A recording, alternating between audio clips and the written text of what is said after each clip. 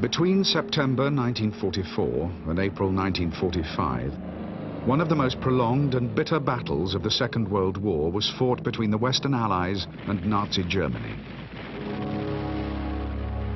In the battle for the Rhine, Hitler's Wehrmacht mounted a last-ditch defense of the German frontier, intended to cause the Allies major casualties, breaking their resolve and destroying the alliance between Britain and the United States.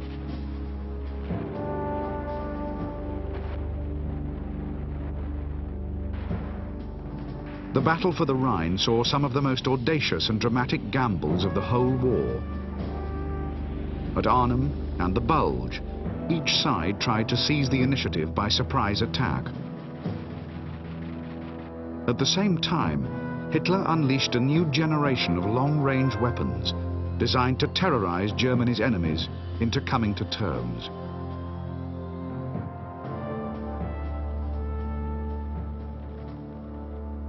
For the Allies, the push to the Rhine was to be the final assault that would bring a quick and victorious end to the European war. In fact, far from collapsing, the Wehrmacht would fight for every single mile of territory, denying the Allies victory for another 7 long months.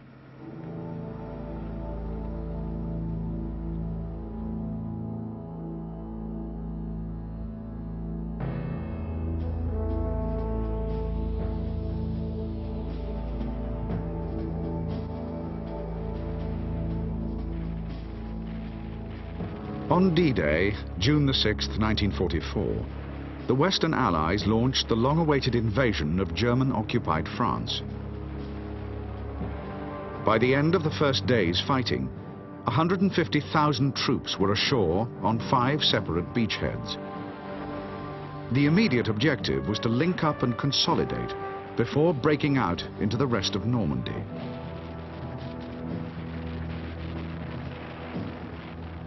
On the eastern flank, the British and Canadian divisions made good ground, but were halted at the town of Caen by fierce counterattacks from the German 21st and 12th SS Panzer divisions. A fierce struggle for the bomb-ruined town would rage for more than a month.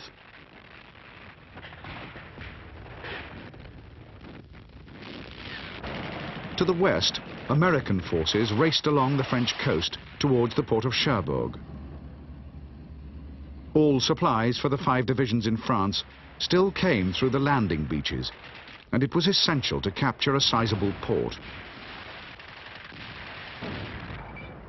The United States First Army reached Cherbourg on the 20th of June and began fighting its way through the tenacious German defense. The street combat was bitter, but after 4 days of relentless American attacks, the last of the Germans finally surrendered.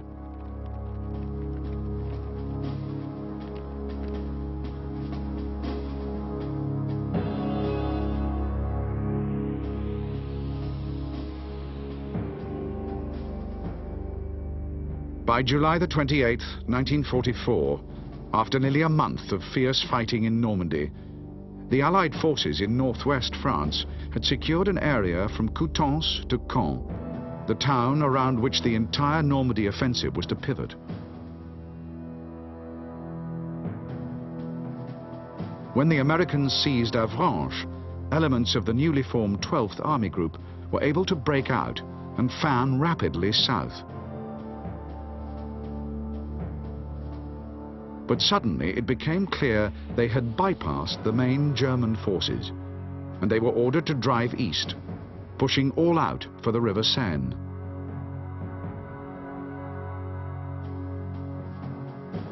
South of Caen, British and Canadian forces, struggling against fierce German resistance, were now heading for Falaise.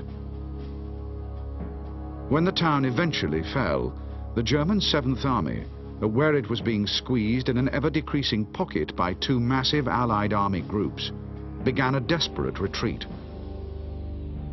In some of the harshest fighting of the invasion so far, the Allies struggled to close the gap through which the Germans were withdrawing. Finally, on the 20th of August, the pocket snapped shut, and 60,000 Wehrmacht troops were killed or captured. The Allied army groups joined up, and the new broad front advanced eastwards.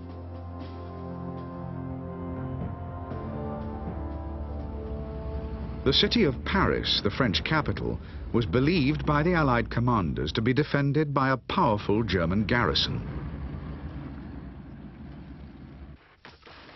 The Allies had therefore decided to bypass the city altogether and to continue the main drive east. However, in August 1944, members of the underground French resistance heard that the Allies were rapidly approaching and began to revolt, hoping to overthrow their Nazi oppressors before the Allies arrived.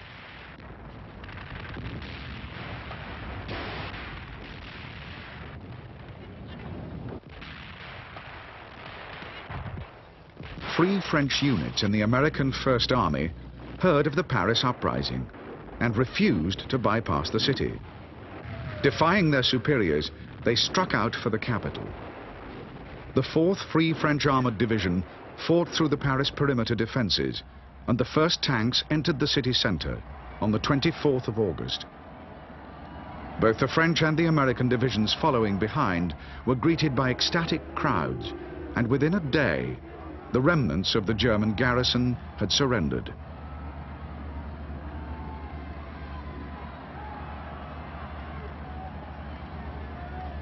While the Allies had been liberating northern France, a second amphibious invasion had begun assembling in Italian and African ports.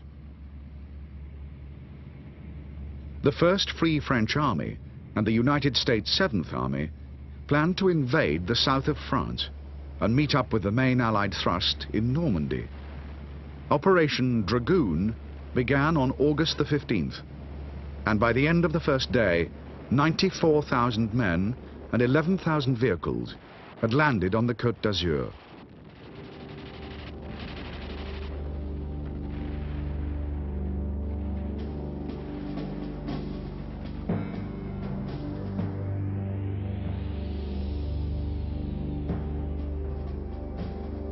The main French and American landings for Operation Dragoon took place along the French south coast between Cannes and Cavalère. The region was lightly defended by the Germans, and the advance was rapid. The great ports of Toulon and Marseille soon fell. The US 7th Army made an attempt to outflank and trap the fleeing German 19th Army at Montélimar, but the Germans escaped. The 7th made a second attempt at Grenoble, but again, the German withdrawal was too rapid. Although the two outflanking attempts had failed, they did force the Germans into an even faster retreat.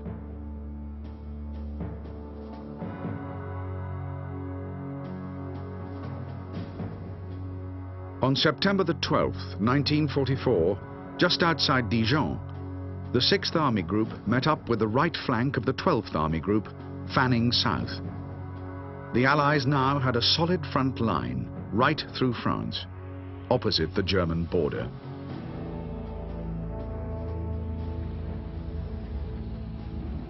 Since the liberation of Paris, the Allied spearheads had continued the main advance towards Germany.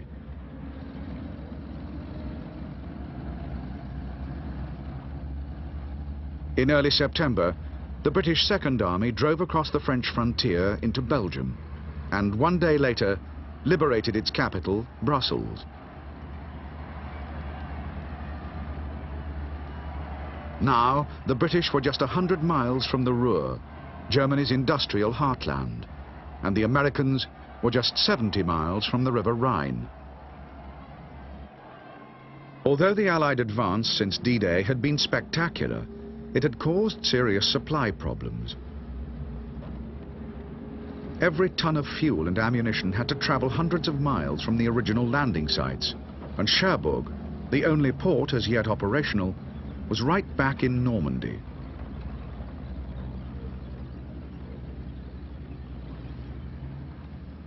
Even worse, despite the rapid retreat of the Germans, resistance was clearly growing. As the battle raged closer and closer to the Reich's frontier, the defenders would become ever more determined.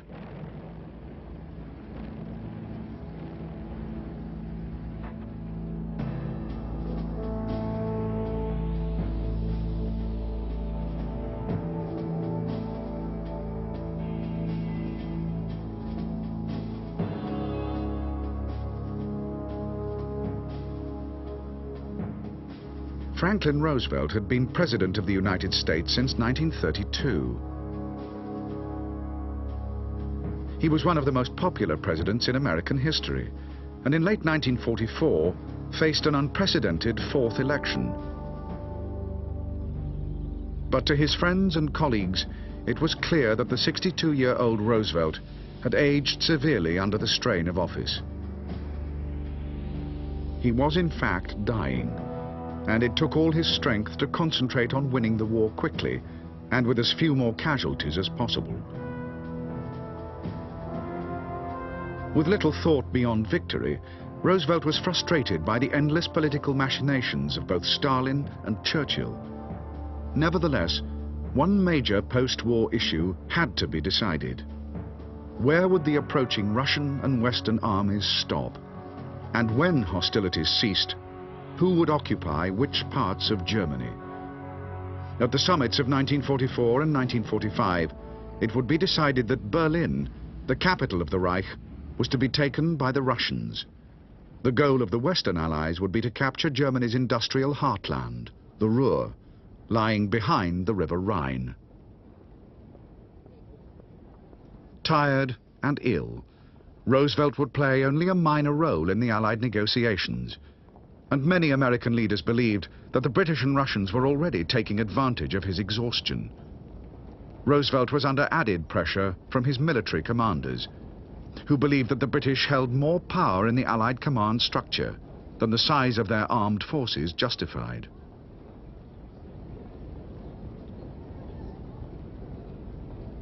A rift was growing between the British and Americans that now seriously threatened the very existence of the Western Alliance. In the midst of increasing acrimony, Roosevelt tried his utmost to bolster the alliance by careful diplomacy. The president remained convinced that the preservation of the special relationship between Britain and America was the only way to ensure the fastest possible defeat of the Third Reich.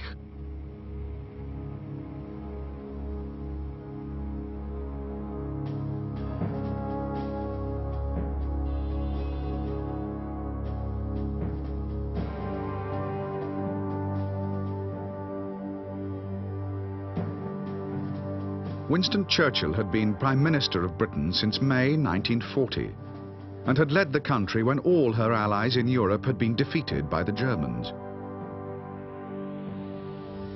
He had gone on to lead Britain through a massive German bombing campaign and a threatened invasion. Churchill had steadfastly refused to surrender or negotiate with Germany and had launched aggressive campaigns in North Africa and the Balkans before the American entry into the war in 1941. Once the United States had declared war on Germany and had lent its vast industrial and military resources to the defeat of Hitler, Britain's influence on the conduct of the war was inevitably threatened.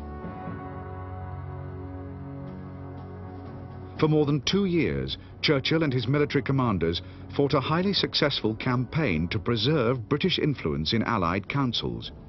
However, by 1944, there were simply too many differences.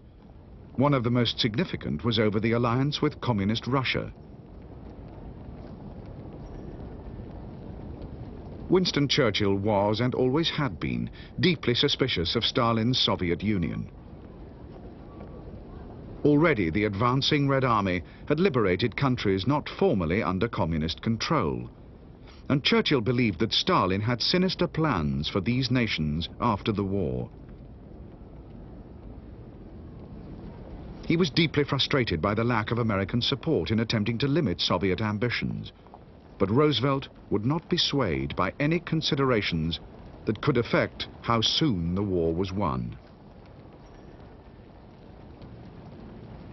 Churchill understood that there were strong anti-British pressures on Roosevelt, and although determined to limit Russian post-war influence in Europe, he could not press his case too hard with the Americans.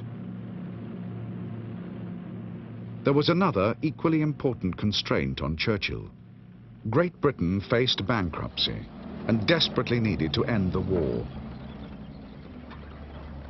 As a result, Churchill was reluctantly forced to acknowledge that post-war interests would have to be set aside, and that it would be the Americans who determined how the Allies would fight the last battle in Western Europe.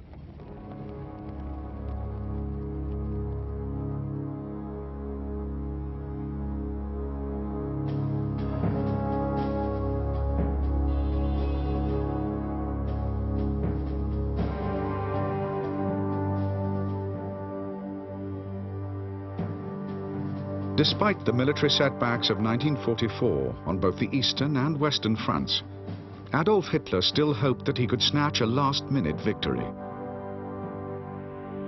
The doubts of military commanders were furiously dismissed as defeatist and traitorous, and Hitler increasingly chose loyalty and fanaticism over military competence.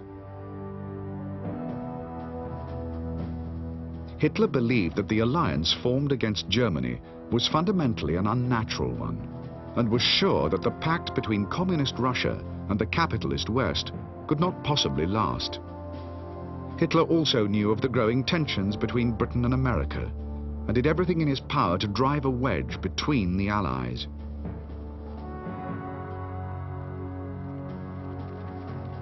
The Führer believed that to destroy the Western Alliance, the Wehrmacht and Luftwaffe had to inflict such terrible casualties on the Americans in particular that they would become too demoralized to fight on. The British would be unable to win victory alone and would be forced to come to terms.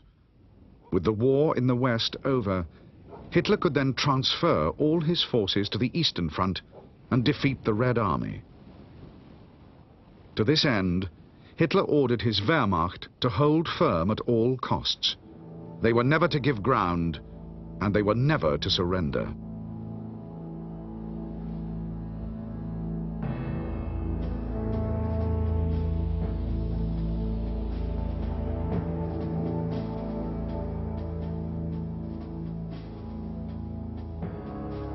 The Allied strategy for the final invasion of Germany had been drawn up before the Normandy landings had begun. Senior army commanders, hoping to win the war with as few more casualties as possible, believed that Berlin had no military benefits which could justify an extra 200-mile advance. In any case, the Allied hope was that the occupation or complete destruction of the industrial Ruhr would by itself prevent the Germans from fighting on, and so end the war before the year was out. On the way to the Ruhr, the Allies would be faced by a series of rivers and canals, formidable natural obstacles. By far the greatest was the river Rhine, symbolic frontier of the German homeland. Many Allied commanders hoped that the mere act of crossing the Reich's last barrier would result in a complete breakdown in German morale. Resistance, they believed, would crumble away, and a quick victory would be achieved. Allied spearheads had already proved themselves capable of advancing more than 75 miles a day, and by early September 1944, the Rhine lay just 70 miles from the front.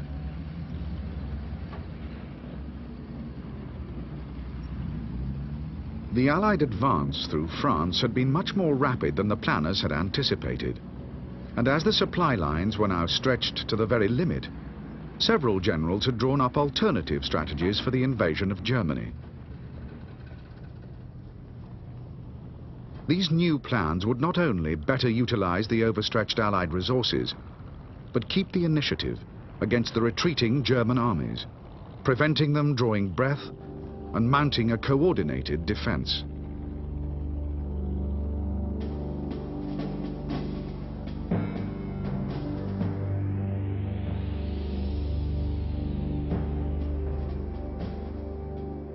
The original Allied plan for breaking into Germany would utilize three massive army groups with American, British, Free French and Canadian armies drawn up along a continuous line opposite the German border. The armies would first have to secure the great port of Antwerp and be completely resupplied from Britain. When fully up to strength, the Allies would advance on a broad front behind two main thrusts towards the River Rhine. Once the west of the Rhine had been cleared completely of all German resistance, the Allies would mount a crossing at numerous points along the river. Once the Rhine was finally breached, the defenseless Ruhr industry could be encircled, quickly occupied, and the war brought to a rapid conclusion. The new proposals, instead of a broad front advance, called for just one narrow thrust into the heart of the Reich. The British wanted to attack through the north of Germany, while the Americans proposed their assault should penetrate further south and strike for the Nazi heartland.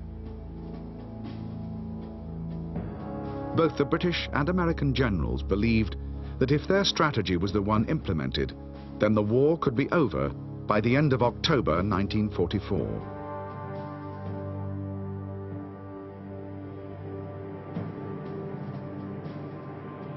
The Allied Supreme Commander, examining the alternative strategies for the invasion of Germany, could clearly see the benefits of each. The broad advance would need many weeks for the exhausted armies to recover and resupply, but it did have the advantage of producing a certain outcome. The alternative narrow thrust, although it would have a much less predictable result, could be mounted immediately.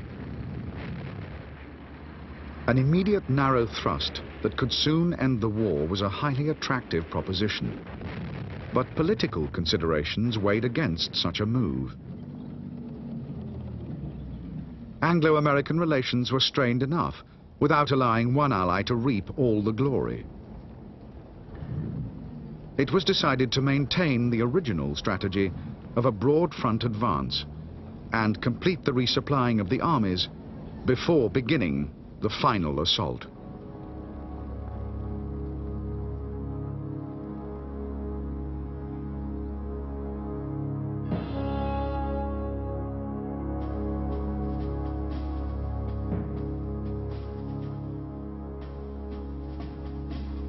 Hitler and his senior Wehrmacht officers understood clearly that the only possible hope the Reich had for avoiding defeat was to undermine and destroy the alliance formed against them.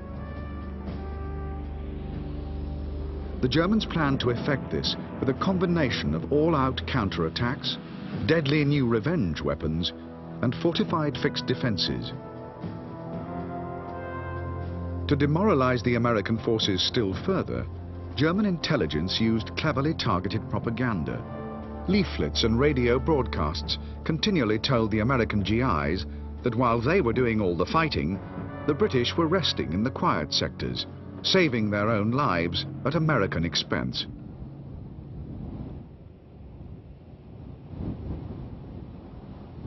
If the Allies did manage to penetrate as far as the German frontier, they would meet formidable fixed defenses. Even before the outbreak of war, the Third Reich had begun fortifying its borders. The West Wall, better known to the Allies as the Siegfried Line, was a series of fortifications stretching all along the German boundary with France. It was made up of pillboxes, anti-tank obstacles and mines.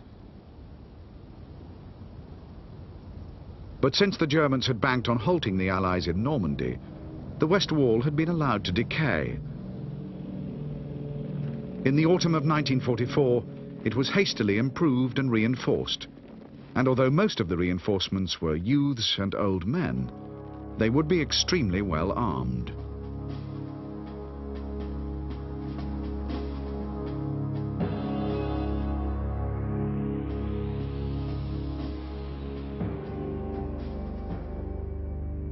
The Ruhr, Germany's industrial heartland, lay less than 50 miles from the Reich's border.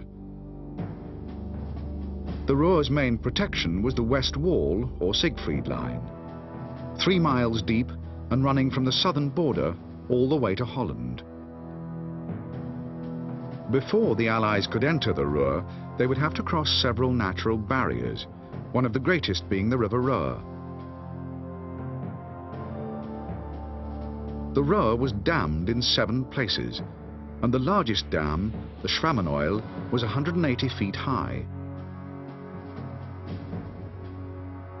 These dams could be opened by German engineers at any time, making the river totally impassable, or cutting off any enemy forces that had already crossed.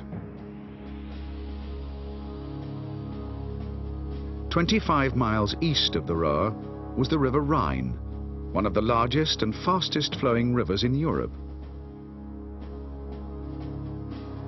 All the Rhine's bridges had been primed with explosives to be detonated when the Allies were just a few miles away, making an Allied forced crossing extremely hazardous.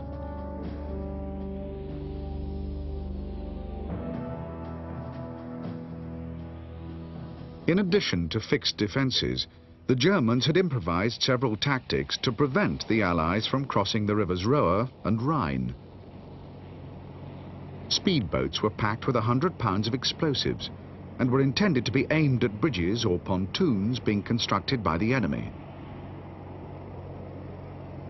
The crew would jump off at the last moment, and the boat would race on to its target.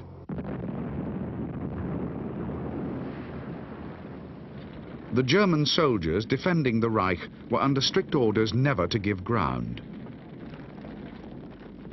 But if forced to withdraw, they were to leave nothing intact for the Allies. Every single bridge and every vehicle that could not be taken away was to be destroyed. The Germans had to make the assault on the Reich as difficult and as costly as possible. Every day that the war was prolonged was another day for the alliance to break and for the Germans to wrench victory from the jaws of defeat.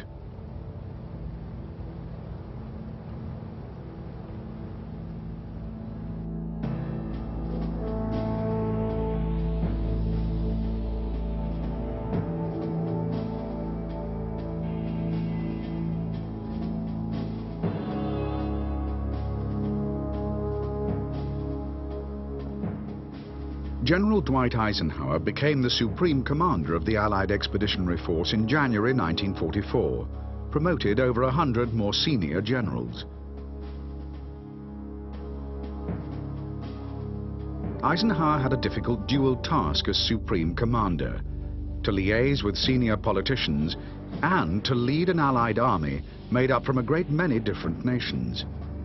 However, Eisenhower had extraordinary political and diplomatic abilities that would be of priceless value in leading the campaign ahead.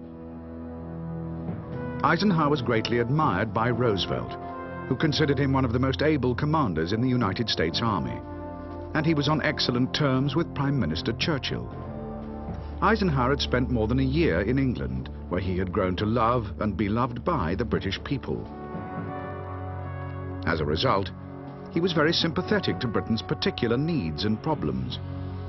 However, Eisenhower's close relationship with the British was occasionally prone to irritate Roosevelt, who, distancing himself more and more from Great Britain, felt that the official chain of command was being too frequently bypassed. The growing Anglo-American rift that Eisenhower had to contend with at the political level was nothing compared to the outright hostility between several military commanders. In particular, there was open rivalry between two of Eisenhower's most famous subordinates. The British Field Marshal Montgomery was a single-minded and determined commander and had led all Allied ground forces during the Battle for Normandy. As a result, he considered himself to be Eisenhower's number 2, but by early September, the American General Bradley was equal in rank. However, Bradley had few concerns other than to defeat Germany. And it was his brilliant spearhead commander, General George Patton, who became Montgomery's main challenger for glory.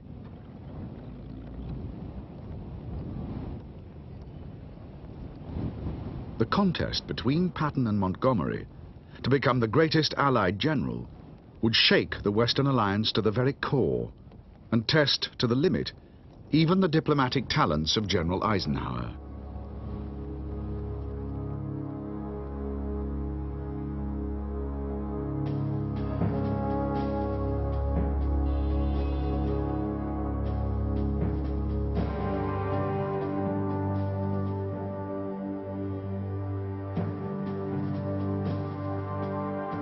In 1939, Gert von Rundstedt had been brought out of retirement to command Army Group A for the invasion of Poland. Rundstedt fought a brilliant campaign, and in 1940 his forces helped conquer the French in just 6 weeks. Over the next 4 years, Rundstedt went on to fight successfully on the Eastern Front and in Italy, and never once lost a battle. In January 1944, Rundstedt was given command of the Wehrmacht in the west, with orders to deny the Allies a foothold on French territory. But by the end of June 1944, in the face of total Allied air superiority, it was clear that Rundstedt had failed. Hitler had continuously interfered and had not even allowed him to commit his reserves to battle without permission. Hitler accused von Rundstedt of being a defeatist and dismissed him at the end of the month.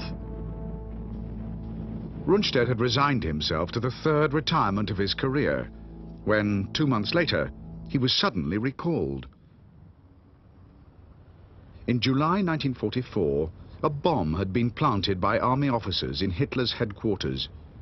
Von Rundstedt's successor had been implicated and committed suicide. Hitler now had a deep mistrust of all Wehrmacht commanders and knew that although Rundstedt was a defeatist, he was at least loyal.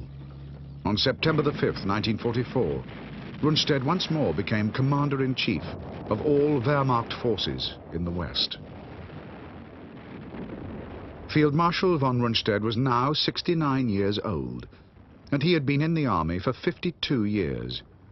Many Wehrmacht officers believed he was tired and worn out, bringing nothing but despondency to the vital task of defending the Reich's frontier. Rundstedt knew he faced an extremely dangerous situation and was sure he would be defeated in the end.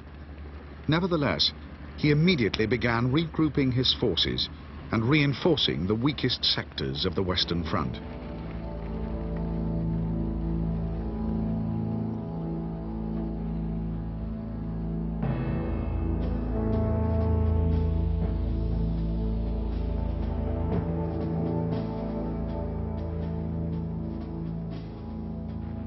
The Allied advance from June to September 1944 had been achieved more rapidly than the planners had anticipated. And now, the greatest single threat to continued Allied success was from overextended supply lines.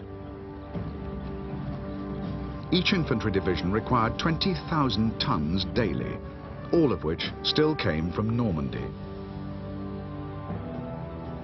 Every effort was being made to ensure the Allied spearheads were given the fuel and ammunition they needed. The most important was Operation Pluto, the laying of a series of pipelines under the sea, which directly connected Britain and France.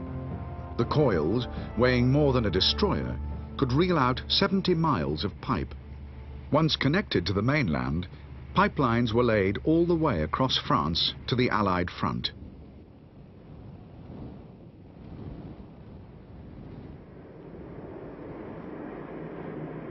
In preparation for the D-Day landings, the United States Air Force and Britain's Royal Air Force had dropped thousands of tons of high explosives on Wehrmacht road, rail and communication networks.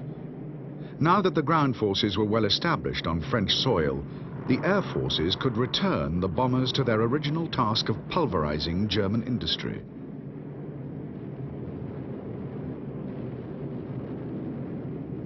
Senior Air Force commanders believed that their efforts to destroy the Ruhr industry might yet produce the total collapse of Germany without the need for an actual invasion.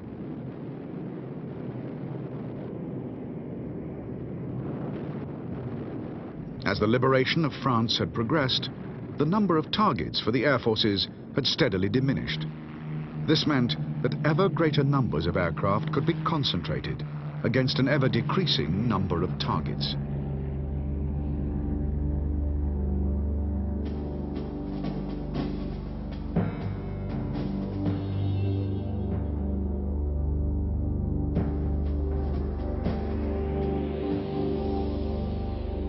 The P-38 Lightning was designed in 1936 as a high-altitude interceptor. Built by Lockheed, it was the company's very first military design. The distinctive twin-boomed Lightning first flew in 1939, when its top speed of 400 miles per hour was exceptional.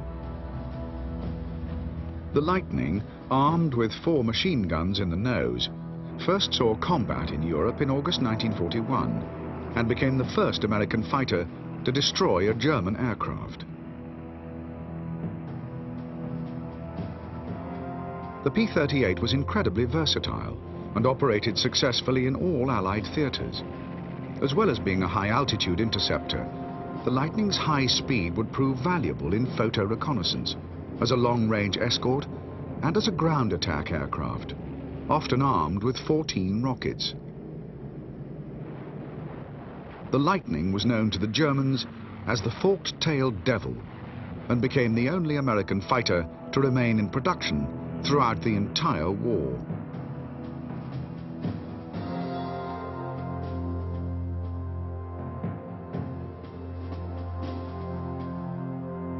The M4 medium tank, known to the British as the Sherman, was the standard Allied tank of World War II.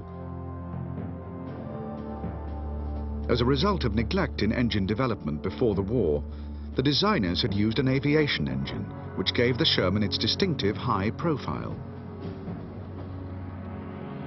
This made the Sherman an easier target than many of its contemporaries. However, the Sherman was simple, easy to maintain, and highly adaptable, and by late 1944, over 40,000 had been produced.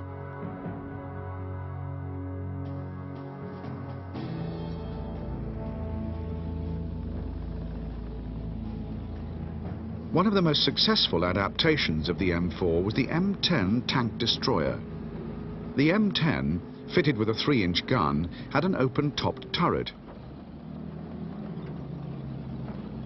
The crew was left poorly protected, but this was more than offset by the resulting high speed and all-round vision. By September 1944, the Sherman was completely outclassed by German tanks, but what it lacked in armor and firepower, the Sherman would make up for in sheer weight of numbers.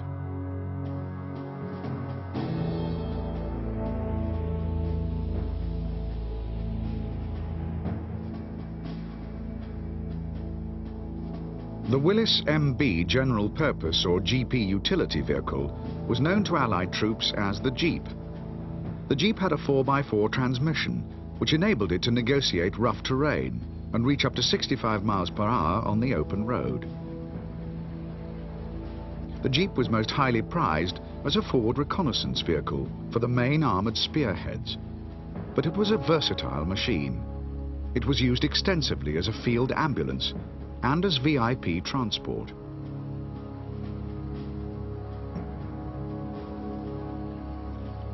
For amphibious operations in all theatres, the Jeep had been fitted with an extended vertical exhaust pipe, so it could drive from landing craft to beach without flooding the engine. This capability would be extremely valuable in crossing the multitude of rivers and canals protecting Germany's border. By the end of the war, an incredible 400,000 Jeeps would have been built.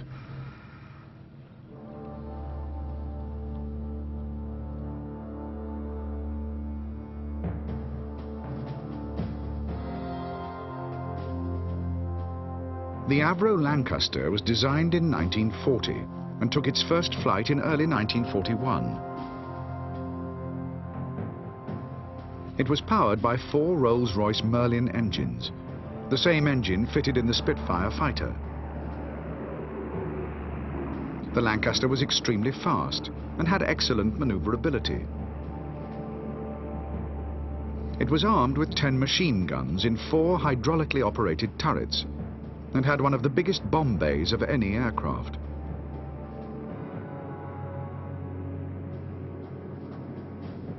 It entered service with the RAF in 1942, and by the end of the war, more than 7,000 would have been built.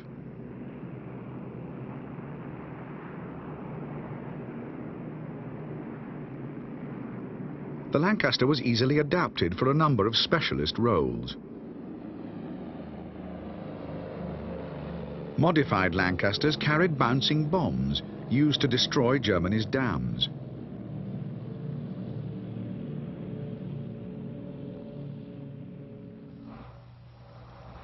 Later in the battle, the Lancaster was the only bomber capable of carrying the massive 22,000-pound Grand Slam demolition bomb.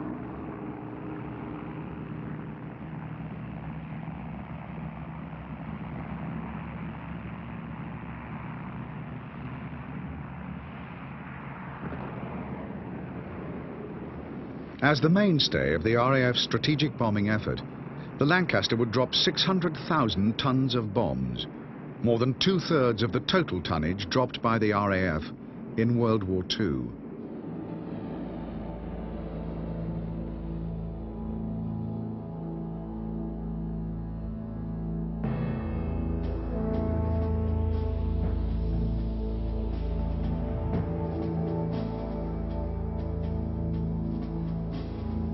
By early September 1944, there were over 2 million Allied troops in France. 4 massive armies of Americans and 3 more armies made up of mainly British, Canadians and French. Since the D-Day landings, the Allies had suffered nearly 250,000 dead, wounded and missing.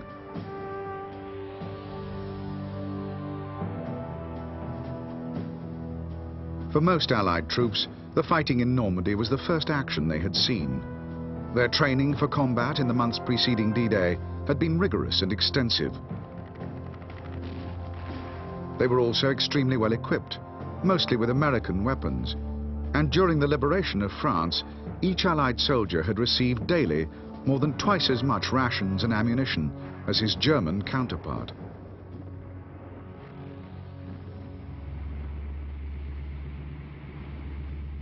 In the last 3 months, the Allies had advanced over 300 miles, and morale was exceptionally high. There was a firm belief throughout the ranks that the war could be over by the end of the year. However, this optimism occasionally drifted into complacency. To many Allied soldiers, the Germans seemed clearly beaten, and many saw no reason to die when the war was so nearly won. During the battle for the Rhine, the Wehrmacht would exploit this weakness to the full.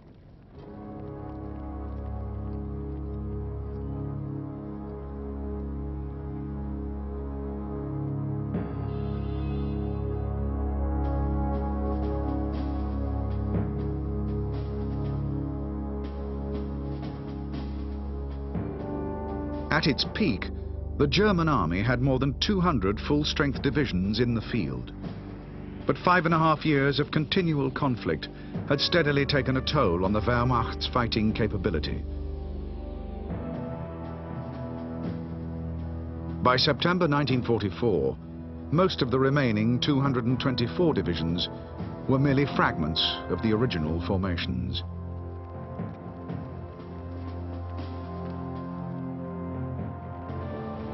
In Western Europe, since the Allies had landed in Normandy, the Wehrmacht had lost more than 2,000 armoured vehicles.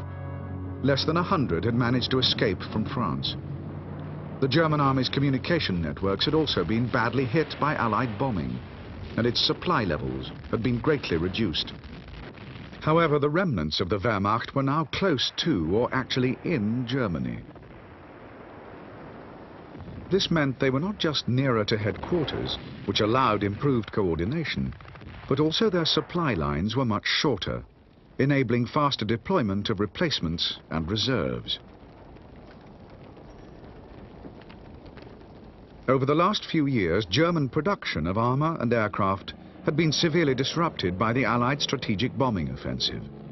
However, in the first half of 1944, the Allies had switched the bombing offensive to transport and communication targets in France in preparation for D-Day, and German industry had made a rapid recovery. It even surpassed previous output. However, after June, production dropped off rapidly as factories and raw materials fell to the Allied advance, and the Allied bombers returned to pound German industry. As weapons stock fell, the problem for the army was compounded by the Nazi leadership, which equipped raw replacement units with the best, while starving veteran divisions of weapons and ammunition. By the autumn of 1944, the Luftwaffe had surrendered control of the skies to the Allied air forces. On D-Day, it had only managed 250 sorties, compared to 14,000 by the Allies. Over the next few months, although it was equipped with advanced aircraft, it could do little but fight a delaying action. Nevertheless, the Luftwaffe fighters would continue to rip into Allied bombing formations until their airfields were captured by the advancing Allied armies, or until they were grounded by fuel shortages.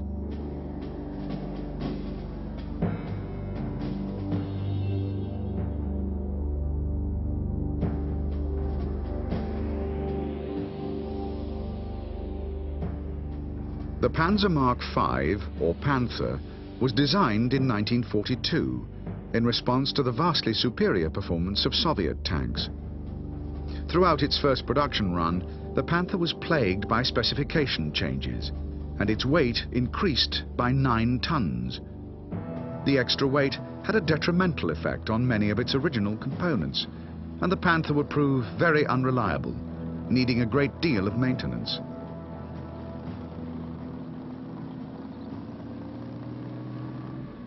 The Panther was fitted with a new high-velocity 75mm gun, which with smaller and lighter shells still had better armor-piercing capabilities than most other tanks. The excellent gun, combined with good maneuverability and heavy armor, made the Panther far superior to any British or American tank.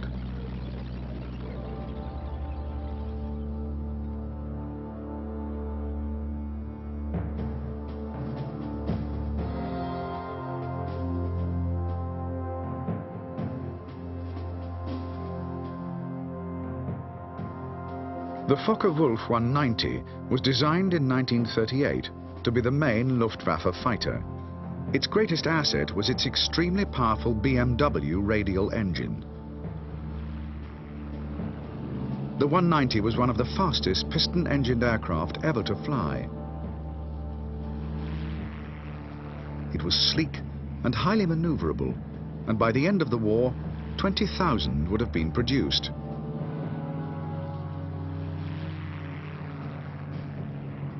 When the 190 first saw combat in 1941, it quickly proved itself superior to all Allied fighters.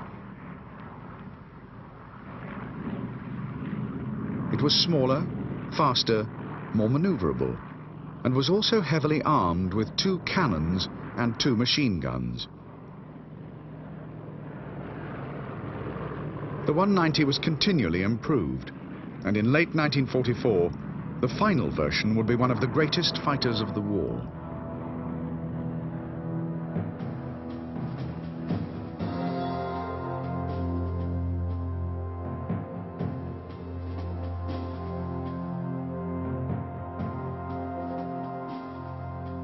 The Messerschmitt 262 was the world's first operational jet fighter.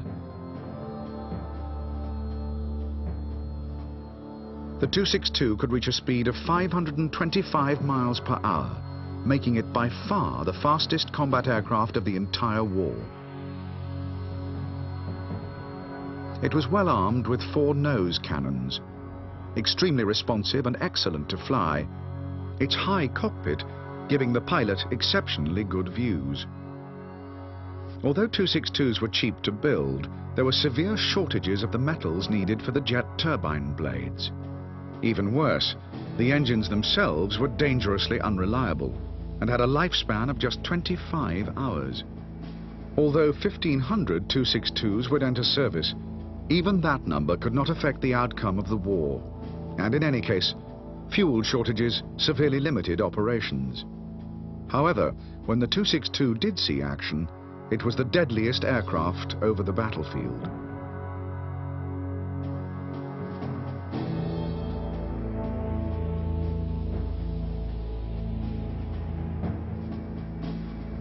The V-2 rocket was designed as long-range artillery and was one of the greatest single advances ever made in weapons technology. The rocket began development in 1936 at Peenemünde in North Germany, and extensive testing took place throughout the 1930s. At launch, the V-2 weighed 13.5 tons, and it was driven by a powerful alcohol and liquid oxygen motor. The rocket was guided by a gyroscopic system that placed it on a ballistic trajectory. It carried enough fuel for 1 minute of thrust, at which point the engine cut out and the rocket plunged silently towards the Earth. The V-2 had a 350-mile range, and its 1-ton explosive head would strike its target at an unprecedented 3,800 miles per hour. By the end of the war, nearly 6,000 V-2 rockets would have been produced.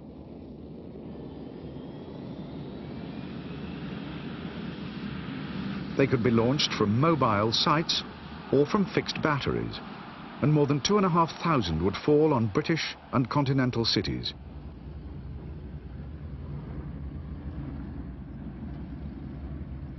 During the Rhine battles, the V-2 would be used tactically to try and stop the Allies crossing the vital rivers, protecting the Reich.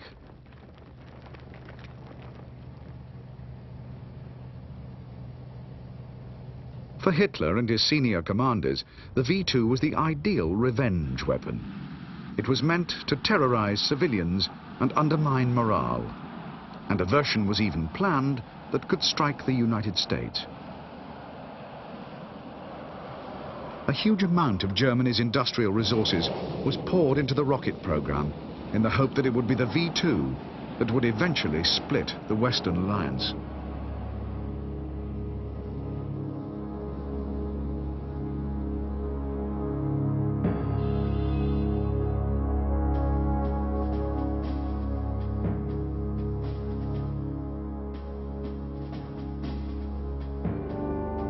In 3 months of fighting since D-Day in June, the German army had lost more than 600,000 men, killed, wounded, or captured.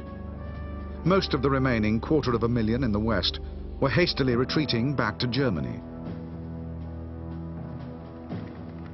Units were at just a fraction of their designated strength.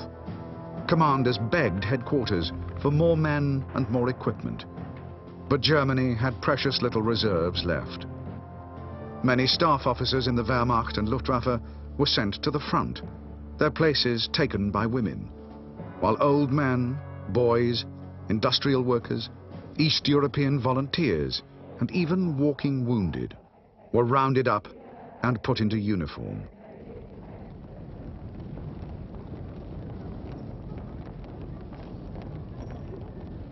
Although most of the remaining German troops were poorly trained and inexperienced, there was in the retreating forces a nucleus of Wehrmacht and Waffen-SS who were hardened veterans. Their surviving commanders were some of the most experienced and tactically skilled in the world, and were able, even when in full retreat, to regroup and launch rapid counterattacks.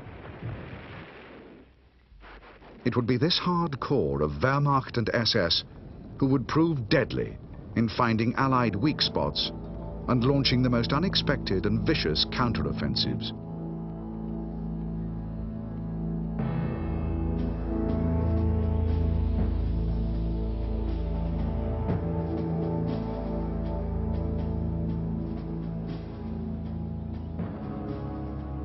After liberating Brussels on the 3rd of September 1944, the British Army raced immediately for Antwerp, the second largest port in Europe. The capture of Antwerp was essential if the Allies were to build up the gigantic amount of supplies needed to launch the invasion of Germany. Although the British 11th Armoured Division liberated Antwerp on the 4th of September, the Germans held several islands in the estuary near to the city. Until these German strongholds were destroyed, the Allies would be unable to use the river and the port would remain closed. In the second week of September, with Antwerp unlikely to be operational in the immediate future, the British proposed an imaginative plan to cross the Rhine without delay. To head off American protests, it was a modified version of their original plan, a compromise, which would not use up all the available supplies.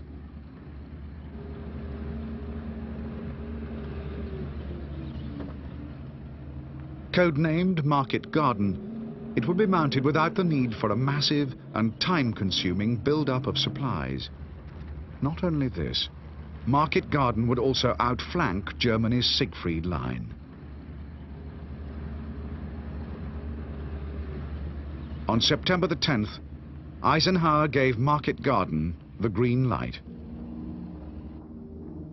Montgomery had just 7 days to finalize plans for the largest airborne offensive in history.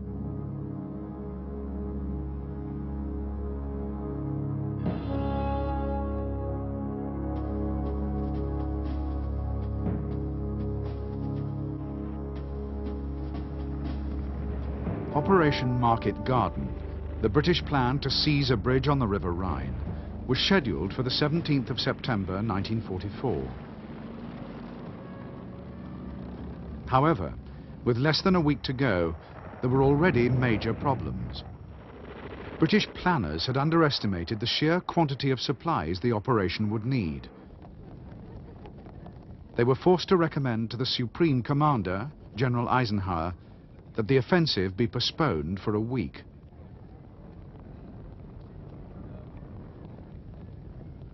Eisenhower knew that German resistance was stiffening daily, and any delay would mean a stronger German defense and heavier Allied casualties. To the fury of his American generals, he ordered resources shifted from the south to support Market Garden.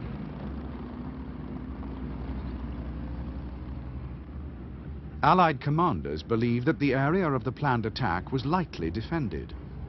A persistent mist over the landing zones had hampered reconnaissance, and although there were reports that the remnants of several panzer divisions were in the region, these reports were dismissed.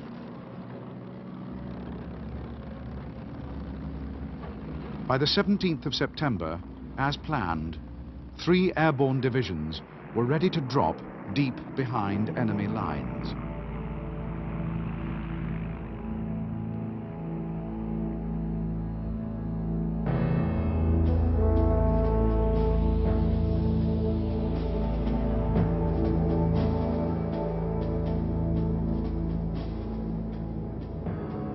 To pave the way for Operation Market Garden, on September the 16th, Allied bombers launched heavy attacks in and around the target area. German army barracks and local air defenses were hit repeatedly. The following morning, the airborne landings began. Because of a shortage of transport aircraft, the landing forces had to be dropped in waves, even though it weakened the impact of the assault. As the first wave of nearly 20,000 paratroops and glidermen dropped into 3 main landing zones, only a few aircraft were shot down. However, many gliders broke their tow ropes and were lost.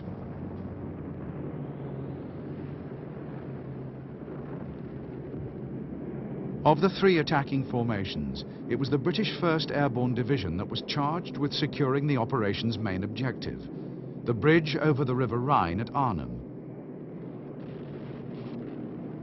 Because of the fear of heavy flak around the town, 1st Airborne had dropped 8 miles away.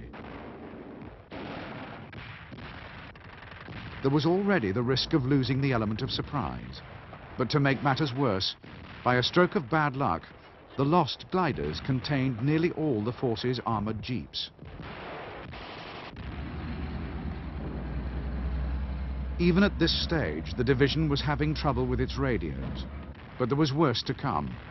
Almost immediately, the force ran into the 9th SS Panzer Division and found itself involved in heavy fighting.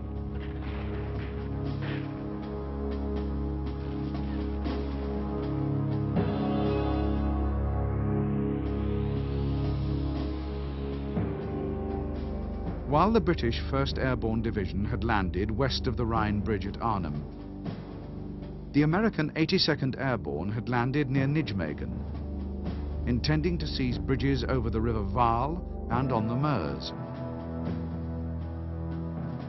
Meanwhile, the US 101st Airborne had landed just north of Eindhoven, aiming to secure bridges over nearby canals. At the same time as the airborne attacks, a ground assault, spearheaded by the British 30th Corps, had struck northeast and was aiming to meet up with the airborne formations dropped behind enemy lines. The initial wave of 1st Airborne Division, dropped outside Arnhem, had been blocked by 9th SS Panzer Division at the village of Oosterbeek. Only 500 paratroops of the 2nd Parachute Battalion succeeded in getting into Arnhem. The battalion seized the northern end of the Rhine Bridge, but elements of the 10th SS Panzer Division prevented a crossing, and the battalion was isolated. A second wave of paratroops was dropped at Oosterbeek and attempted to break into Arnhem, but was blocked by the Germans. The Allies tried to airdrop supplies to 1st Airborne, but the target was missed and the supplies fell into German hands. The 1st Polish Parachute Brigade landed south of the Rhine, meaning to link up with the British, but the Poles were foiled by a strong German defence. There was still no sign of the Allied ground forces supposed to link up with 1st Airborne.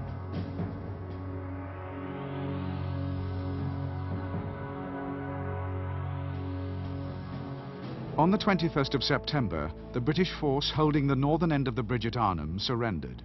It had lost half its men. 4 days later, 2,000 survivors of the 1st Airborne Division's battle at Oosterbeek withdrew back across the Rhine, leaving Arnhem to the Germans.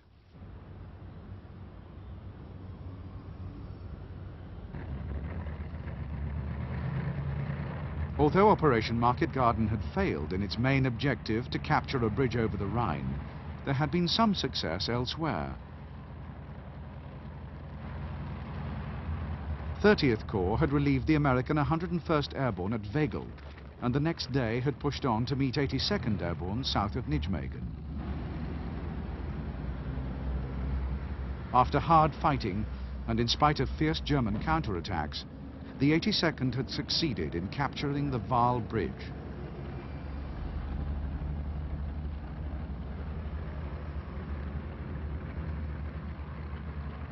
For General Eisenhower, in spite of the success of some of the airborne forces, the failure of Market Garden to deliver the promised Rhine crossing proved the folly of a narrow front attack.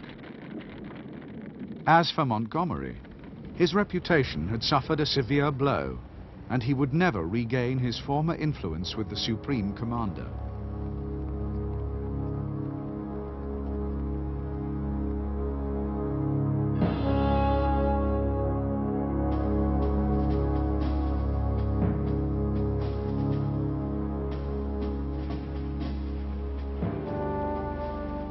By the early autumn of 1944, the industrial might of the United States had given the Allies overwhelming superiority over their German enemies. The Western Allies could muster 14,000 planes and over 2,000 tanks on the Western Front. On the ground, 56 divisions were organized into 3 massive army groups behind a front 500 miles long.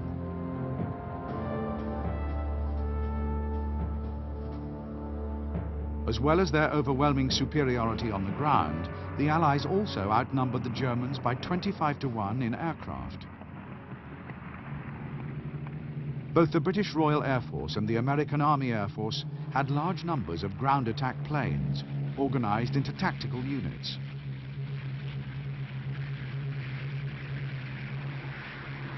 Fighter bombers such as the British Hawker Typhoon and the American P-47 Thunderbolt operated in close support of every Allied ground operation. When the weather allowed, large numbers roamed behind German lines, pouncing on anything that moved, and almost completely depriving the Germans of daytime mobility. Meanwhile, Allied motor transport and armor could mass behind the front with little fear of disruption.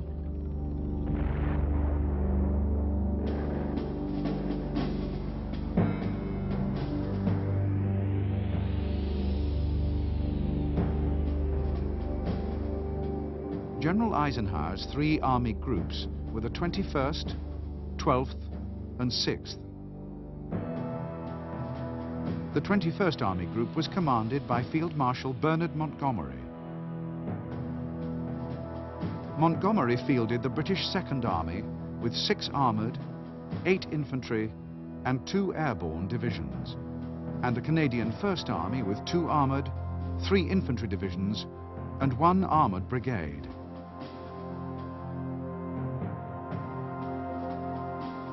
12th Army Group was commanded by General Omar Bradley. Bradley had 1st Army with 2 armoured and 2 infantry divisions. 3rd Army with 1 armoured and 7 infantry divisions. And 9th Army, also with 1 armoured and 7 infantry divisions.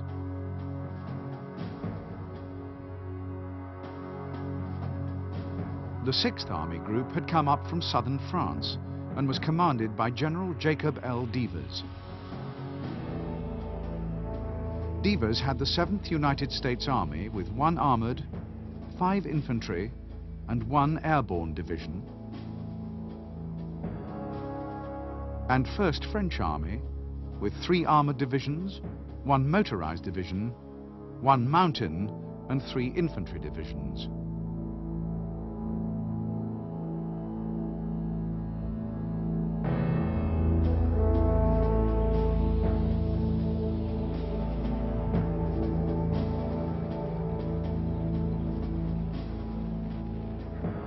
While the Allied advance was halted by the German victory at Arnhem and by continued supply problems, the Wehrmacht in the west set feverishly about reinforcing its defences. The generally poor quality of replacement manpower was still a serious weakness, although 1 high-caliber formation was created in September.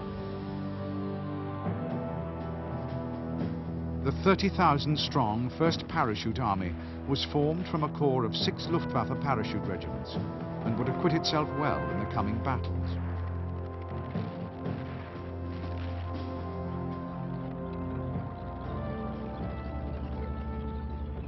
With the defending army groups down to barely more than 100 tanks, panzer reinforcements were desperately needed. Although during September, nearly 500 heavy tanks and tank destroyers were sent west in 10 new brigades, their inexperience would count against them.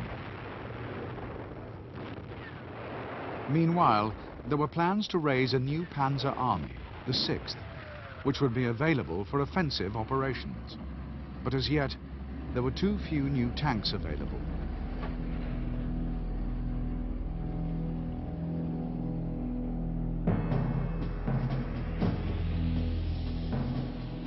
German Army Group B was deployed on the northwest front and was commanded by Field Marshal Walter Model.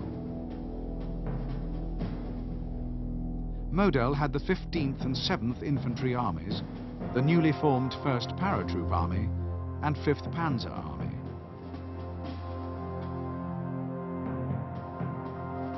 Army Group G held the southern sector of the front, commanded by General Hermann Balck.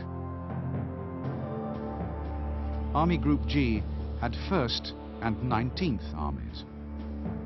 Altogether, the two German army groups on the Western Front had 6 panzer divisions, along with 10 independent panzer brigades, 9 motorized infantry divisions, and 46 infantry and parachute divisions.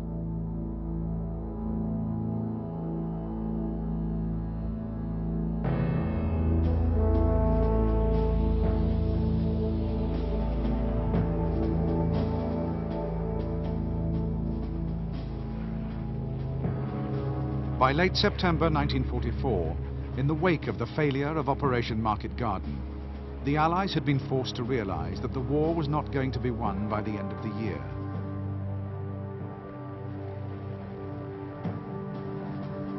Supplies were still a problem, and while the Allied armies were building up for the next major offensive, the generals had to decide whether to dig in and take up defensive positions for the winter, or maintain pressure on the Wehrmacht by relentless attacks.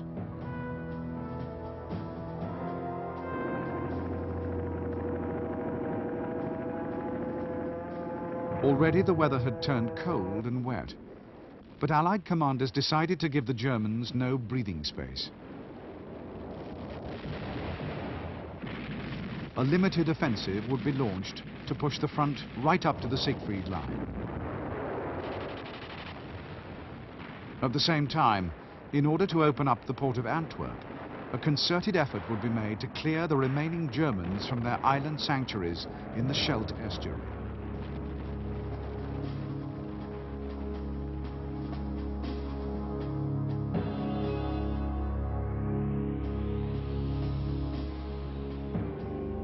It was units of the German 15th Army that continued to resist in the Scheldt estuary, and along with dense German minefields, blocked Allied access to the port of Antwerp. On the 1st of October, the Canadian First Army attacked, with its main thrust towards the German stronghold on Beaverland. German resistance was determined, but by the 16th, Woensdrecht was captured, trapping the Germans on the peninsula.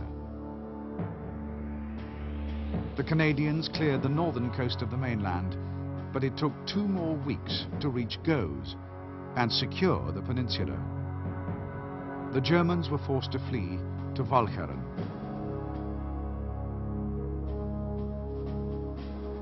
On the 1st of November, the British Royal Air Force bombed Walcheren's dikes, flooding much of the island. The 1st Canadian Army then launched a powerful amphibious attack. It took a week of fierce fighting before Walcheren was in Allied hands. Only then could the task of sweeping the estuary for mines begin.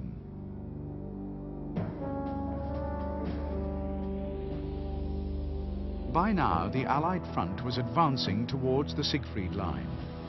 The line was defended by the German 7th Army in the north and the 1st and 5th Panzer and 19th Armies in the south. The British 2nd Army attacked north and southeast through the Peel marshes,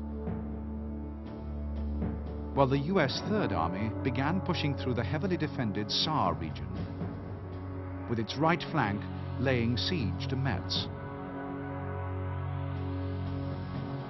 As the 7th Army struck towards Strasbourg and the French attacked through Belfort, the US 1st and 9th Armies, pushing towards Aachen, entered the Hurtgen forest, an area of more than 30 square miles. The intention was to capture the city and push on towards the Siegfried Line.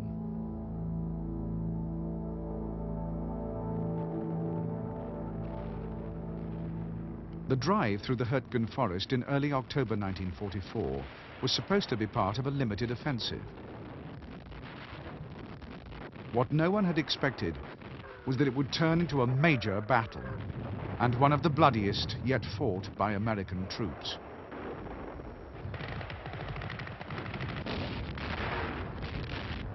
Once inside the Hurtgen forest, the Americans quickly found that the German 1st Parachute Army had strongly fortified every town and village in their path.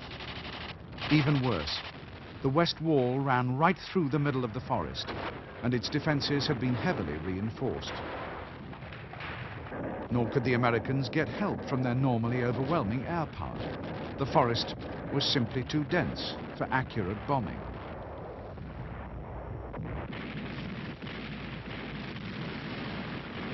The city of Aachen was the most strongly defended in the Hürtgen forest area, and one of the Allies' main objectives.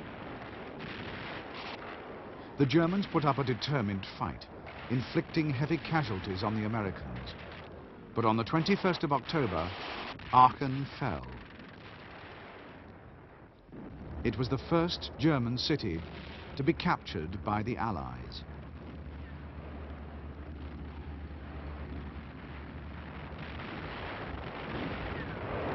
The grim battle in the Hürtgen forest continued for another 3 weeks, until finally, in early December, 1st and 9th Armies reached the banks of the River Rohr. The struggle to clear the Hürtgen forest had cost the two American armies 35,000 dead and wounded, and reduced several divisions to tatters. Further south, Patton's Third Army had also faced stiff opposition, especially around Metz. The city eventually fell on the 18th of November. Just over a week later, Third Army began its assault on the Siegfried Line. By the first week of December, despite fierce German resistance, American men and armor were pouring through the breaches.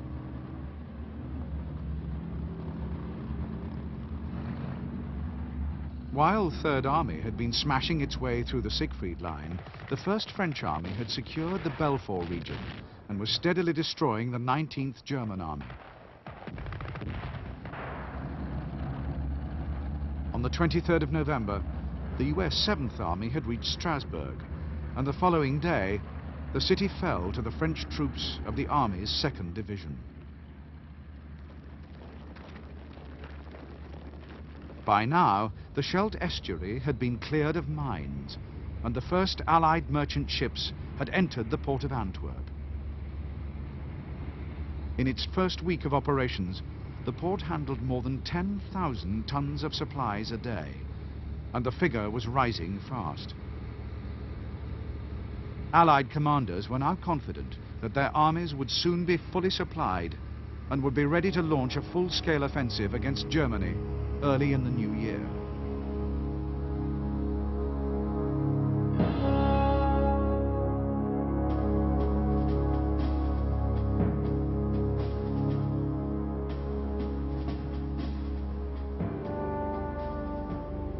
In the drive to conquer the German homeland, the Allies would have to cross several major obstacles before they would even reach the River Rhine.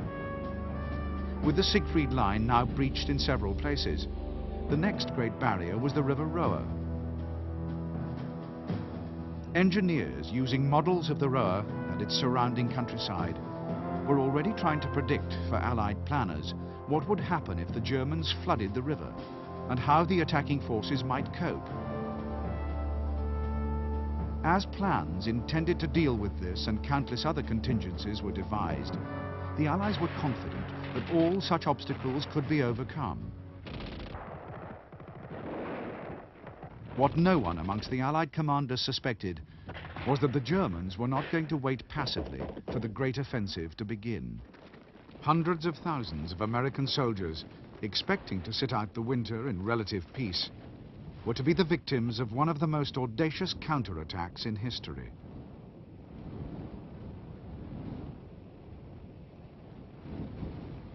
Hitler and his senior Wehrmacht commanders had been planning to launch a major counteroffensive against the Allies since mid-September. The objective of the attack was to capture Antwerp. Not only would the capture or destruction of Antwerp prevent supplies reaching the Allied armies, it would also split Allied forces in two, demoralizing the alliance and forcing its leaders to negotiate.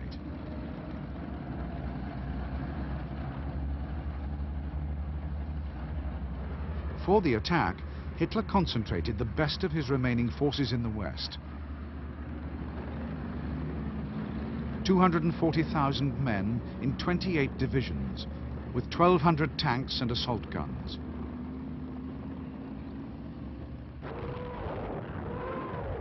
The offensive began at 05:30 on December the 16th, with a barrage by 900 German guns. 1 hour later, 3 German armies smashed into the American front line.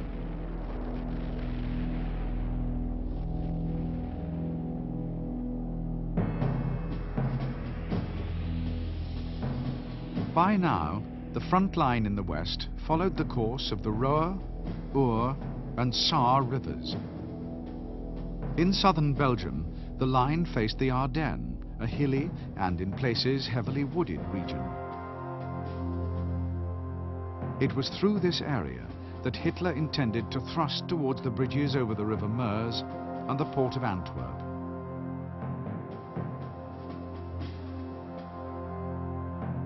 For the attack, the Germans had deployed the newly formed 6th Panzer Army, together with the 5th Panzer and 7th Army, facing the weak gap between the American 1st and 9th Armies.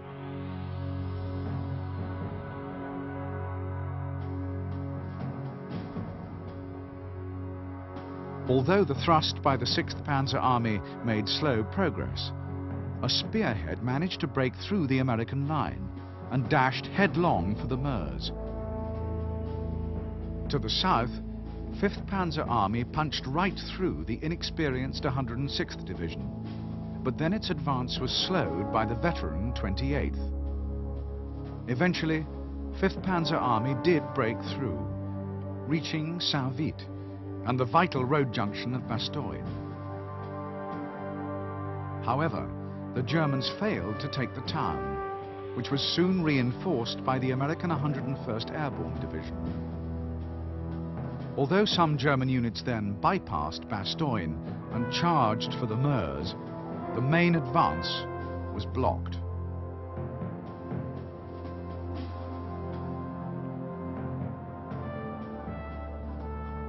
To Allied commanders, the German offensive through the Ardennes had come as a stunning blow. No one had believed that the Germans were capable of mounting a large-scale attack. Nor had anyone imagined that Hitler would be so foolish as to risk his last remaining forces in one great gamble. The shock was deepened by the German use of special units, dressed and equipped as Americans, to sow confusion and mistrust in the American ranks.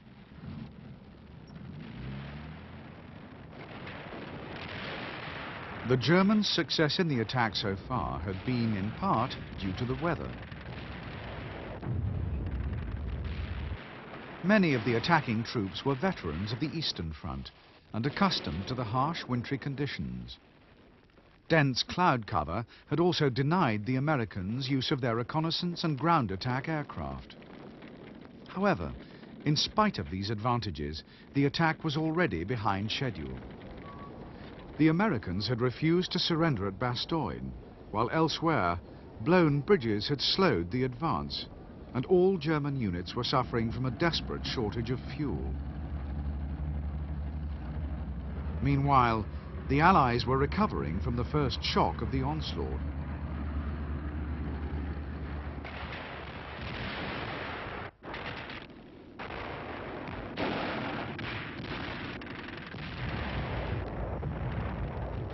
Almost at once, Eisenhower had moved to try and stabilize the situation in the Ardennes.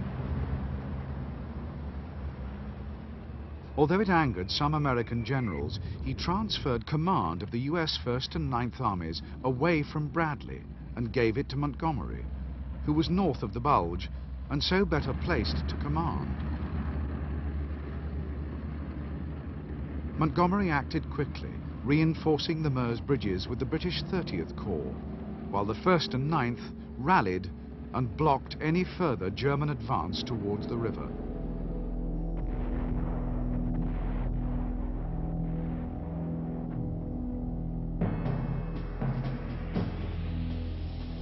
While Montgomery was strengthening the Allied defense in the north, Patton's Third Army had made an extraordinarily rapid 90-degree wheel and had ploughed into the German southern flank. On the 26th of December, the 3rd broke through to relieve the defenders of Bastogne. Already the weather had cleared, unleashing Allied air power, while crippled by lack of fuel, the Germans ground to a halt at Dinant. The Allies had contained the German thrust, and now they began to squeeze out the massive bulge in the line caused by the German advance. Allied forces met up at Houffalize, and by the end of January, they had pushed the Germans back to their start positions.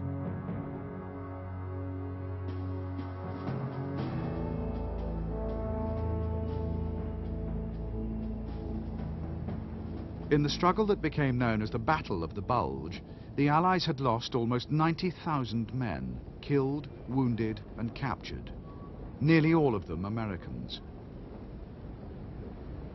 The Germans had lost 120,000, many of them because Hitler had refused to allow a timely withdrawal, even when the offensive had clearly failed. 600 German tanks had been destroyed, along with vast numbers of heavy weapons of all types. Months of the Reich's war production had been expended for nothing.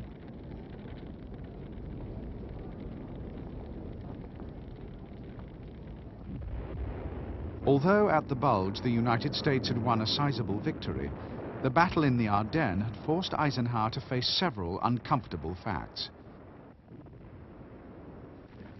In the early stages of the fighting, American morale had fallen apart. Thousands had deserted, and the first GI for nearly 100 years had been executed for cowardice.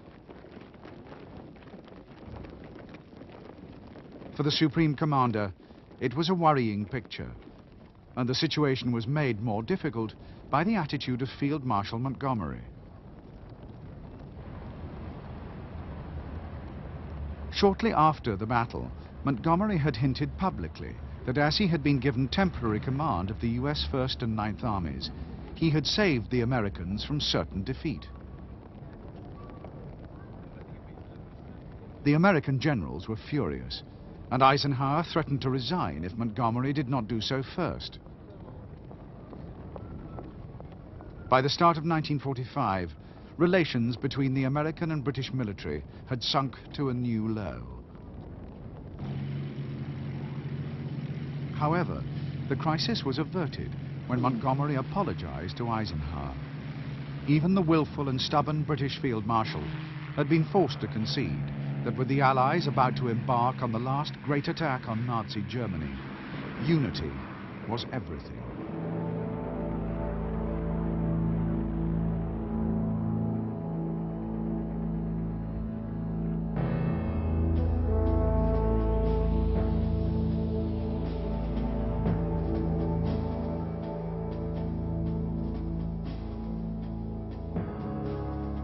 The German counterattack in the Ardennes had succeeded in delaying the Allied push on the Rhine by only 6 weeks. By the end of January 1945, the supplies needed for the Great Assault were almost in place, and all 3 Allied army groups were poised to launch the offensive.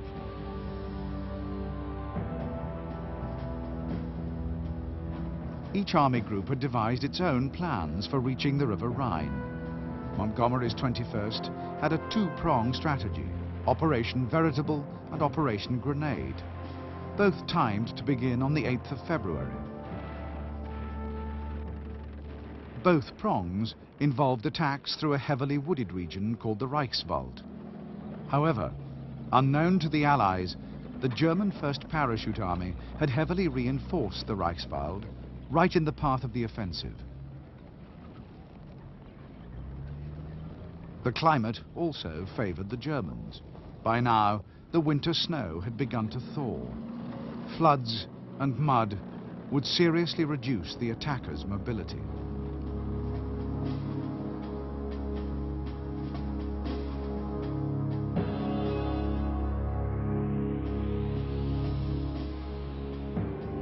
Operation Veritable, the 21st Army Group's northern thrust, began on schedule on the 8th of February. The greatest artillery barrage yet seen in the West numbed the first line of defenders.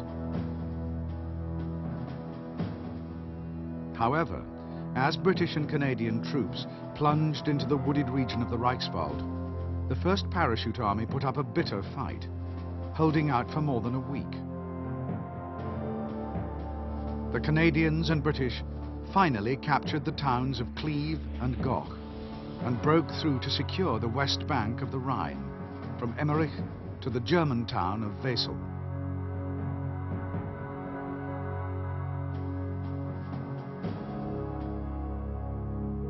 The 21st Army Group's southern thrust, Operation Grenade, was to be mounted by the US 9th Army and was to attack towards Düsseldorf and Cologne.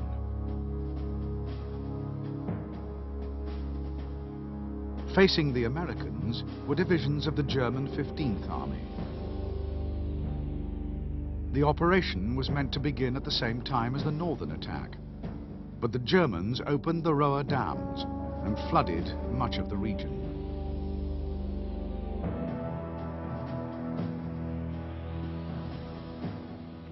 It took 2 weeks for the Rohr floods to subside, and only then could the Americans advance.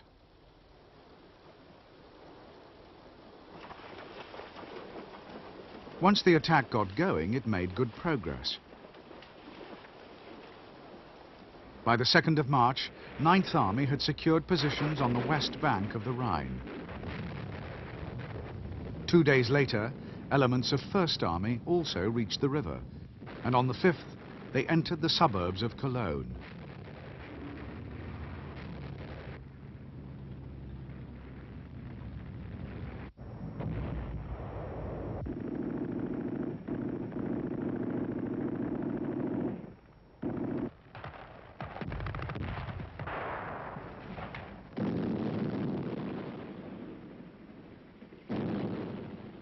German resistance in Cologne was particularly fierce. The defenders clung to every pile of rubble, and the process of clearing the city was agonizing and costly. It was 2 days before Cologne finally surrendered.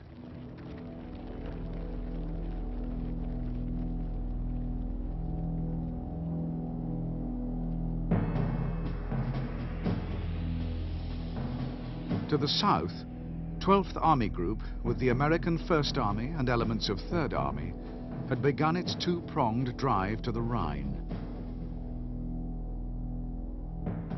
Facing the Americans were the German 5th Panzer Army and the 15th and 7th Armies. Operation Lumberjack made good progress, heading through the Eifel region towards Koblenz.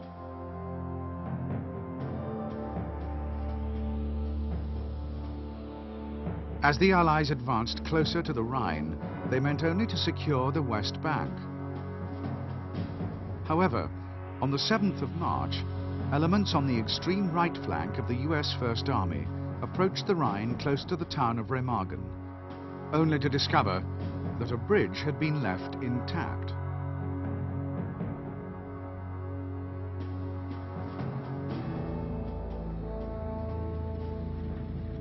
As the 9th Armoured Division had driven through Remagen, they had expected to find the railway bridge over the Rhine had been blown by the Germans. However, the Germans' main explosive charges had failed to detonate, and the reserve charges had weakened the bridge, but had failed to destroy it. At once, the astonished Americans raced to seize the crossing.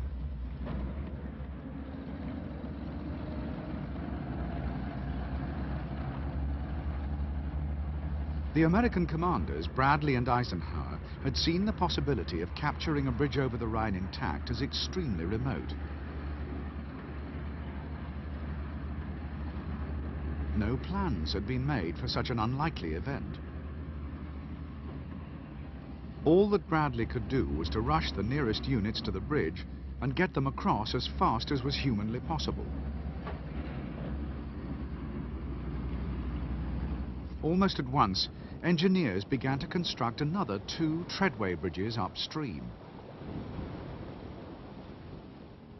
By the evening of the first day, the bridgehead on the east bank of the Rhine was packed with American men and equipment.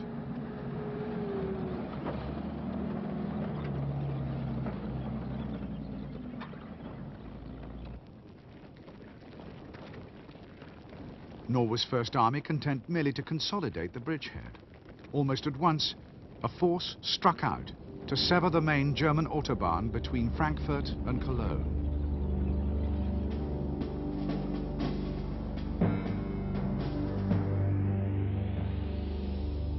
While 21st Army Group was closing to the Rhine opposite Wesel, and in the centre, the Remagen bridgehead was being secured, 12th and 6th Army Groups had also been making progress. 3rd Army was pushing closer to Koblenz, and 7th, together with the right flank of 3rd Army, had begun Operation Undertone, clearing an area up to the Rhine between Koblenz and Strasbourg. The French First Army had finally liquidated the last pocket of German resistance around Colmar, and by the end of March 1945, the Allies held a line running the whole length of the River Rhine.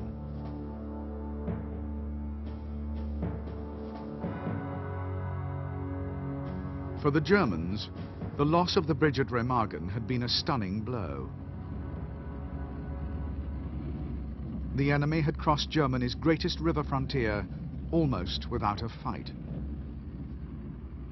As news of the latest disaster had reached Hitler, he had flown into an uncontrollable rage.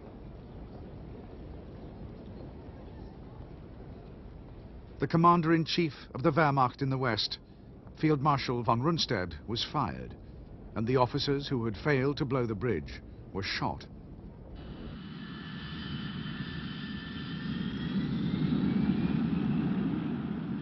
Hitler was determined to destroy the bridge at Remagen, and for the first and only time, the V-2 rocket was used as a tactical weapon. The attacks failed.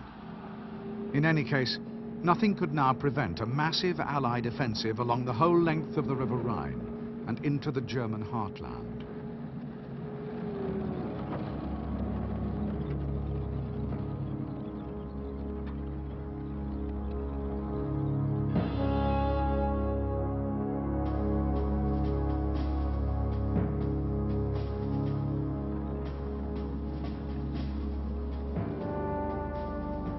Even before the 3 Allied army groups had closed up to the Rhine, the staffs of each had begun to plan for the final crossing.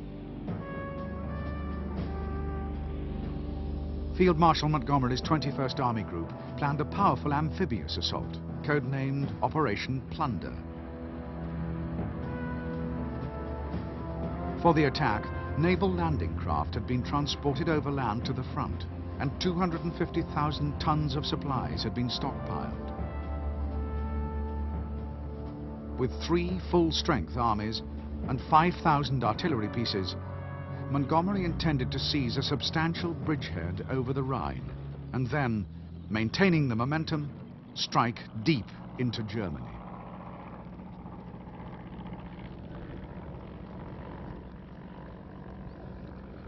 Operation Plunder would be reinforced by Operation Varsity, a powerful assault by the US 17th Airborne and British 6th Airborne Divisions with 3,000 aircraft and gliders. These forces would be dropped east of the Rhine to enlarge the bridgehead. Operations Plunder and Varsity were scheduled to begin on March the 24th. While the 21st Army Group was making final preparations for its enormous set-piece attack across the Rhine, Bradley's 12th Army Group, including Patton's 3rd Army, was finalizing its own plans. Patton's men had reached the Rhine later than Montgomery, and there had been no time to build up anything like the same vast quantities of fuel and ammunition. Patton was keen to press on regardless. He was determined to outdo First Army's achievement at Remagen, and above all, to beat Montgomery to a Rhine crossing. In the middle of the night of the 22nd of March, less than 2 weeks after Patton's men had reached the Rhine, 5th Division succeeded in winning a bridgehead. Patton had beaten Montgomery by 2 full days.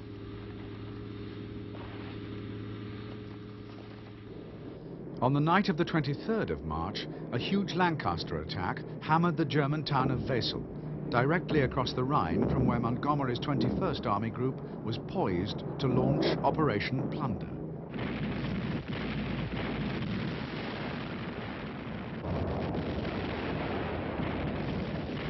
After a short but intense artillery barrage, the Allied amphibious crossings began. Protected by a massive smoke screen, the crossings continued through the night and into the next day. German resistance was sporadic. At 9 a.m. on the morning of the 24th of March, the parachute landings began just north of Wesel.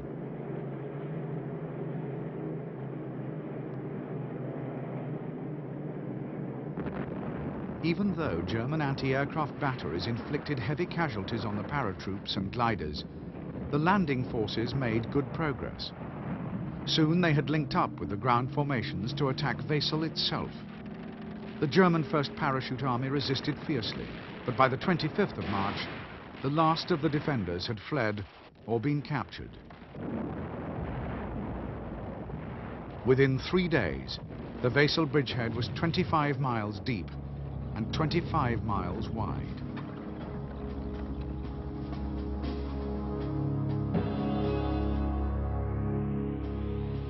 With 21st Army Group's capture of its bridgehead at Wesel, Montgomery's men were now on the threshold of the Ruhr, well placed to seize Germany's industrial center. 12th Army Group's 1st Army continued to cross at Remagen, while Patton's 3rd Army, already across at Oppenheim, won 2 more bridgeheads further north. Meanwhile, 7th Army crossed near Worms, and the French 1st Army crossed at Germersheim. By the end of March, the east bank of the River Rhine was a chain of Allied bridgeheads.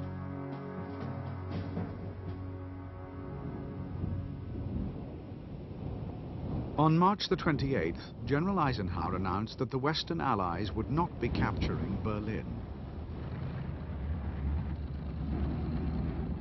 Although at the Yalta Conference the Allied leaders had agreed that after the war Berlin would fall in the Soviet occupation zone, the British, and especially Winston Churchill, still believed that a drive on the German capital should be mounted.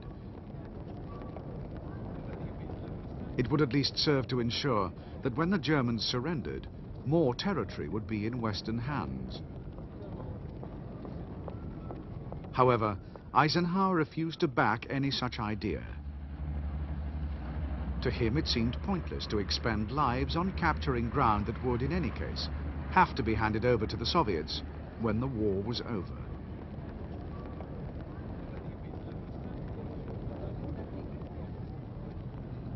It was not only Churchill who was dismayed by the American refusal to push east. Montgomery, too, was infuriated, although for quite different reasons. The German capital lay in Montgomery's path, and he had looked forward to capturing the greatest prize of the European war. To make matters worse, his role in encircling the Ruhr had also been downgraded on Eisenhower's orders. Bradley's 12th Army Group would complete the Ruhr encirclement, while Montgomery's forces would only play a supporting role.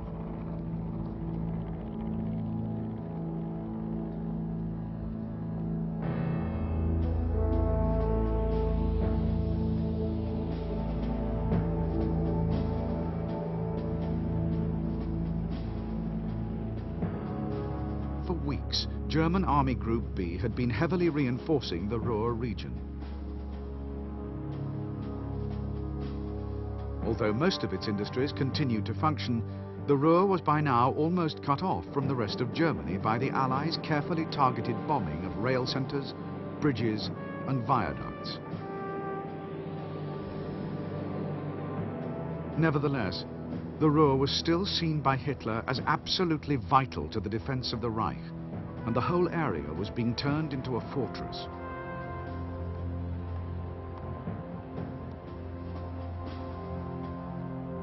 The commander of Army Group B, Field Marshal Model, had set up his headquarters inside the Ruhr. Model had 15th Army and 5th Panzer Army, along with elements of other formations numbering more than 200,000 men. Orders were to hold out to the very end.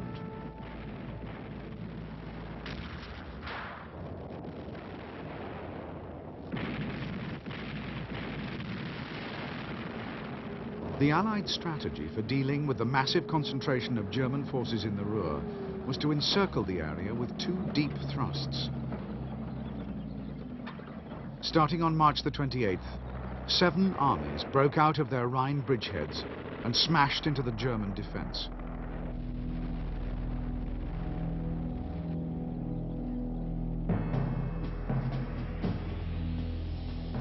The Allied plan was that in the north, the British Second Army was to drive in the direction of Hamburg and down the River Elbe.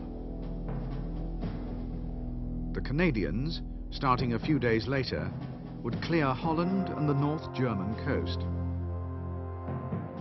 Meanwhile, Patton's Third would drive into central Germany, and to the south, the US 7th Army and the French First Army would push down to the line of the Danube.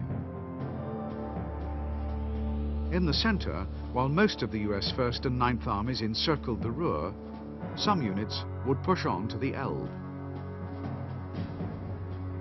No Allied forces were to cross the river. East of the Elbe was to be left to the Russians.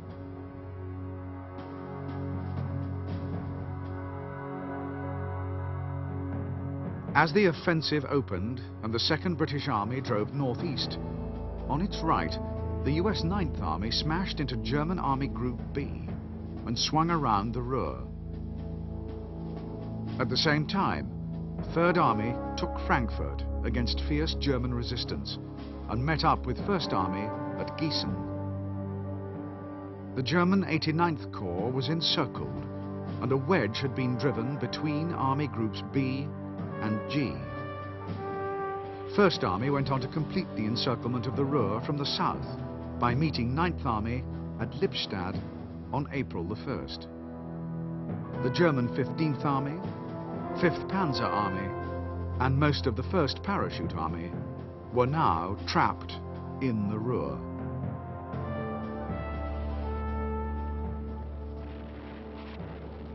In the Ruhr pocket, an area 30 miles by 70 miles, was the last great concentration of German forces in the west.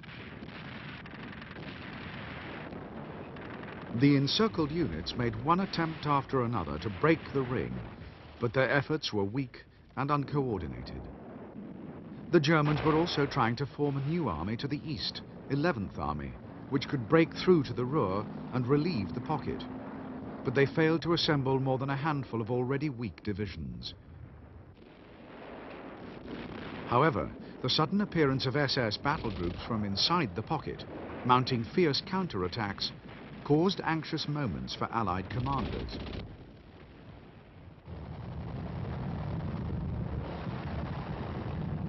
Rather than simply contain the Ruhr pocket with the minimum of forces, General Bradley now decided to defeat the trapped German armies in the Ruhr. The result was nearly 3 weeks of difficult and frustrating action. Although some cities and towns surrendered at once, others saw fanatical last stands in the rubble of bombed-out factories and streets.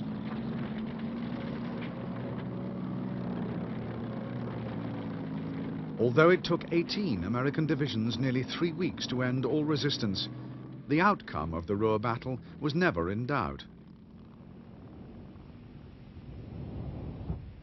All the same, the scale of the victory astonished Allied commanders. When German resistance finally petered out on April the 18th, 317,000 German prisoners were taken, including 25 generals and an admiral. More prisoners than in the mass surrenders at Stalingrad or Tunisia.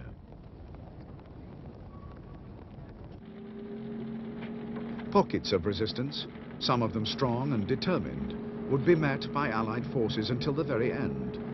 But nothing could now prevent the Allies from sweeping through the German interior. As the Allied advance raced through Germany, it rapidly approached the Russians, who were themselves now closing in on the River Elbe. There was a real chance of accidental clashes between forward units. To reduce the risk, the Americans and Russians exchanged liaison officers and special recognition signals were devised. Finally, on the 25th of April 1945, Red Army and Western forces met near Torgau on the Elbe, as units of the 5th Soviet Guards Army and the 69th Division of the 1st American Army made contact. Germany had been cut in half.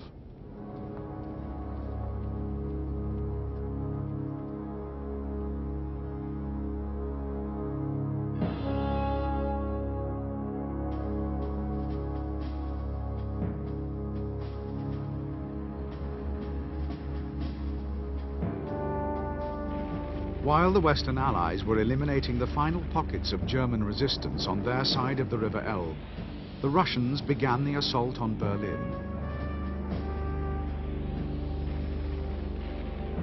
Inside the city, Hitler and a handful of followers sheltered in a bunker deep beneath the Reichschancellery, while Berlin was turned to rubble over their heads, and surviving German units resisted fanatically to the end. By the time the city surrendered on May the 2nd, 300,000 Russians and an unknown number of Germans were dead in the ruins.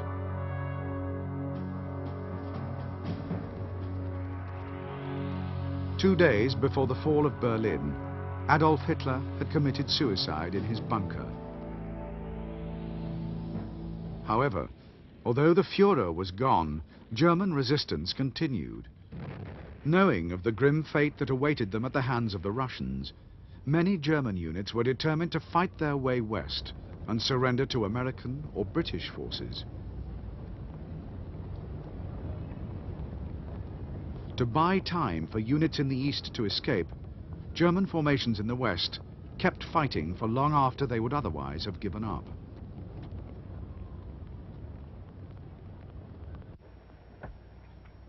On May the 4th, German forces in northern Europe surrendered unconditionally to Field Marshal Montgomery, and 3 days later, the remaining German forces in the west surrendered to Eisenhower's staff. On that day, Eisenhower announced that the mission of the Allied forces was complete. Nazi Germany had been utterly destroyed, and after nearly 6 long and bitter years, the war in Europe was over.